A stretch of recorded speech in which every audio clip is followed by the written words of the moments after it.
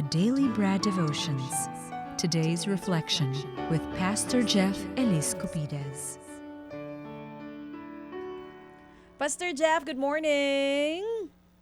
Good morning, Ted. Good morning, Cha. Good morning sa ating mga taga-subaybay, sa mga nanonood sa ating programa. Thank you Yun, for having me. Pastor.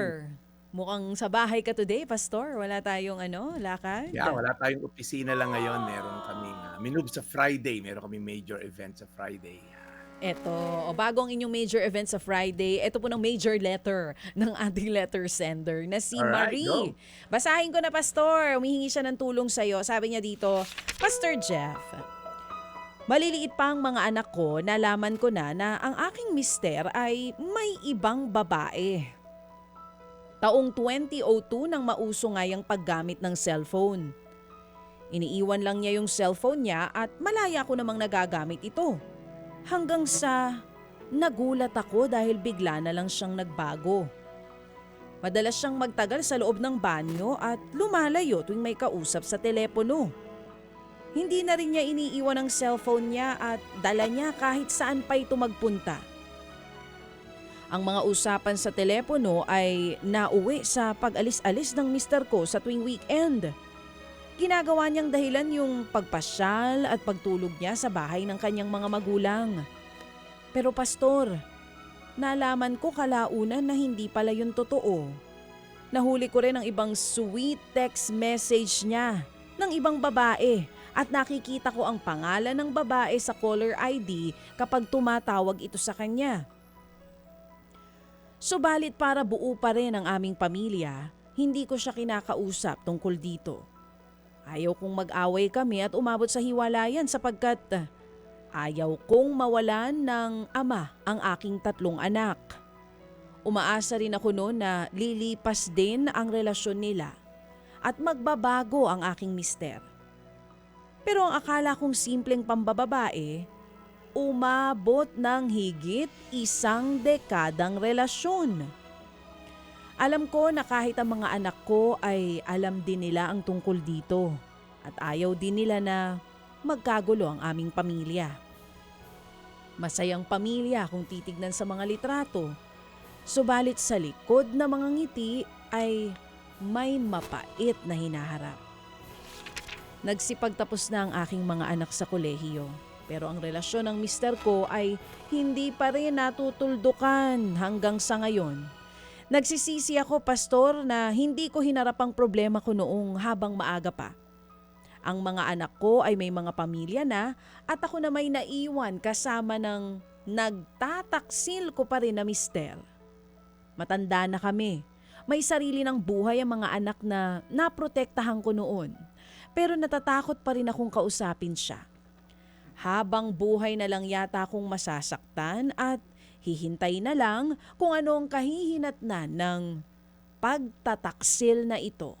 Anong say mo, Brad? Yan nga po ang sulat ni Ate Marie. Kumbagay kung meron pa tatayuan po ng rebulto, kasama siya doon, Pastor. Martyr for life. Tapos na yung mga anak pero hanggang ngayon nagtataksil pa rin daw ang mister. Ano daw ba ang gagawin niya, Pastor Jeff? Ang tindi, parang hindi ko kinaya yung ni Ate Maria, no? 1 dekada. Okay, anyway, try natin sagutin. Napakasakit at mabigat yung pinagdadaanan ng ating letter sender na si Ate Marie. Mahalaga na yung ating tugon ay, alam mo yung may pag-ibig, may pangunawa, at may guidance din tungo sa kagalingan at katotohanan. Hindi agad solusyon yung, alam mo yung baguhin yung kanyang sitwasyon kasi matagal din niya itong ni-nurse, kumbaga yung sakit. So, yung tanong mo, Ate Marie, parang tinatanong mo, habang buhay na lang ba ako masasaktan? Well, una sa lahat, hayaan mo sabihin ko rin sa ito, Ate Marie, hindi ka naman nag-iisa. Naririnig namin, the fact na sumulat ka ngayon, sasama ka namin sa prayer points namin. At ramdam namin yung bigat at sakit na binuhat mo ng mahabang panahon. Ano? Sa mata ng mundo, parang matatag ka nga at masaya, pero sa puso mo, alam mong may sugat na hindi gumagaling. Gusto ko rin sabihin sa Ate Marie na napakadakila ng ginawa mo para sa mga anak mo. Yung pagpili mong pagtitimpi, yung hindi ka sumabog na nagwala ka sa social media, in-expose sila. Alam mo yon, yung mas pinili mong manahimik kasi for the sake ng marriage at of course, yung mga anak mo. And ano naman ang resulta niyan? Ang ganda na naging bunga, lumaki yung mga anak mo na maayos, nag-aaral at nakapag-aral nga, at ngayon may sarili-sarili ng pamilya. Pero naintindihan ko rin yung kirot na tanong mo, paano ba? Para sa kanino ba itong mga ginagawa ko na to? Bigyan kita ng idea, Ate Marie, hindi pa huli ang lahat, hindi pa tapos yung kwento mo. At higit sa lahat, hindi pa tapos sa'yo si Lord. Ang sakit na dinadala mo ngayon na hindi kailangang manatiling sugat. May lunas ang Diyos dyan. Anong mga pwede natin gawin, Ate Marie? Number 1, harapin mo, tanggapin mo yung grace na galing kay Lord. Sabi sa Bible, my grace is sufficient for you. Kinrate daw ni Lord yung grasya niya para sa ating mga kahinaan.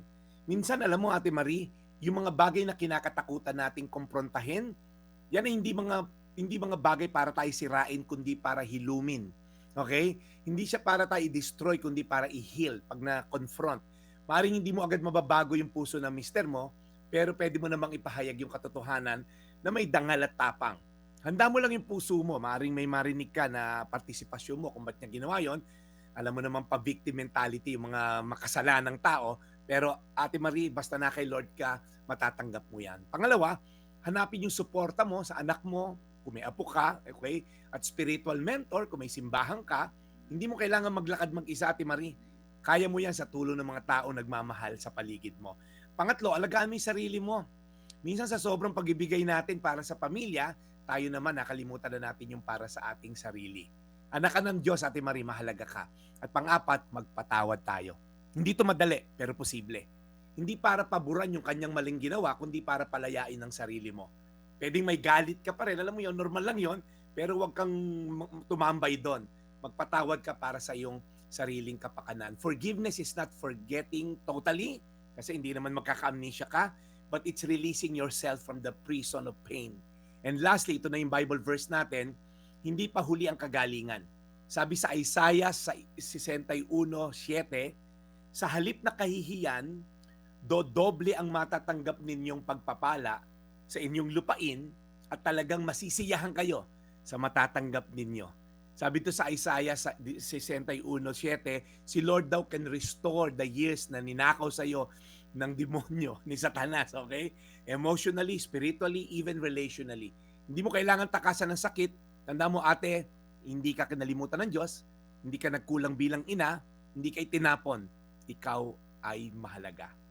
Isaiah 61:7, sa halip na kahihiyan, dodoble ang matatanggap ninyong pagpapala sa inyong lupain na talagang masisiyahan kayo sa matatanggap ninyo. Tayo manalangin natin, Marie. Lord, salamat dahil hanggat may buhay, may pag-asa. Itong kwento ni Ate Marie ay nilalarawan ang karamihang larawan ng mga kababaihan dito sa bansa namin at sa buong mundo rin naman. Alam ko, Lord, mahirap, Lord, manimbang, sisirain ba ang marriage or mananatili na lang. Pero Lord, may mga consequence lahat ng aming mga decision. Kaya ngayon, inaatang namin si Ate Marie na tumakbo sa iyo para sa kalakasan na dulot ng salita ng Diyos. Salita mo at grasya mo. Tulungan mo siya magkaroon ng kalinawan ng isip upang mapagtagumpayan niya ang mga challenges niya ngayon. Padalangin namin, Lord, ang kanyang kapanatagan ng loob sa pangalan ni Jesus. Amen. Amen. Panginoon, muli po, salamat na marami sa aming pong aral na napakinggan mula kay Brad Jeff.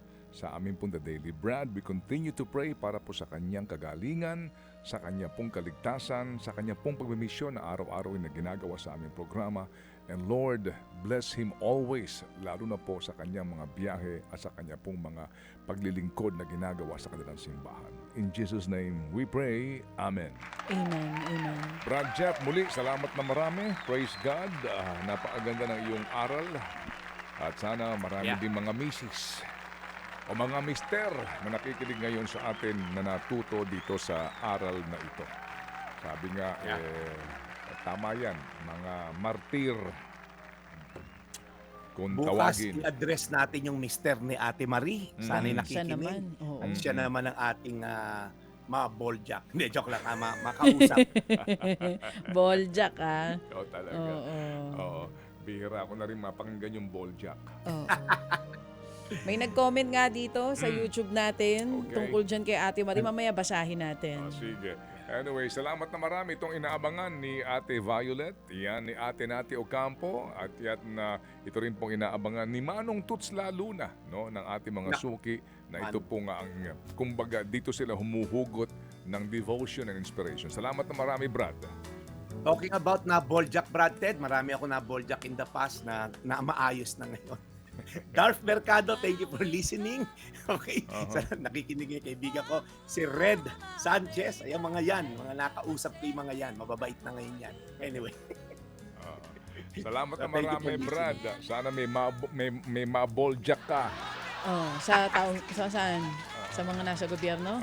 Wala pa ako Ay, wala ako sorry. sinasabi, eh. Oo. Oh, nakikinig naman sila. Hindi lang nila ginagawa. Hindi lang nila iniintindi. Nakinig lang. Correct. At least meron lang nakinig. ako sa yung meron lang ako sa yung assignment, Brad Jeff. Ayan. Kung mamarapatin mo. Dahil naman ang lahat ng itong pinag-aaralan natin ay hango sa banal na kasulatan. Nasusulat, kumbaga. Yes, okay. Sa buo sa Old tsaka sa New Testament, hanapan mo kami dyan ng anumang talata na gumamit ng salitang forthwith. Wow, Fort- yeah. Yes. And Ano then, ba sa Tagalog, Brad Ted, ang okay, forthwith ngayon, hanapan mo din ng katumbas na, translation sa wikang Filipino, yung pagbabasehan mong talata. Kung ano ang nasusulat. Kasi sa saligang batas may English at meron ding kaukulan na Filipino translation sa official gazette mismo ng ating republika. Klaro naman doon. So, yan ang iyong assignment, Junior. Totoy. Okay. Challenge accepted. Bukas agad-agad. Hanapan mo kami ng pag ginamit na salitang forthwith kung meron man at ano ang kahulugan ng forthwith. Ayan. Sige, maganda yan, Brad Ted. Okay, sige. Pag-uusapan natin. Baka may kwento sa Bible na May forthwith. may kinalaman dyan sa forthwith. Yan. Okay. Tingnan natin. Okay, sige. Okay. Sige. Malaman So, natin. Brad, we'll see you again tomorrow. Thank you very much.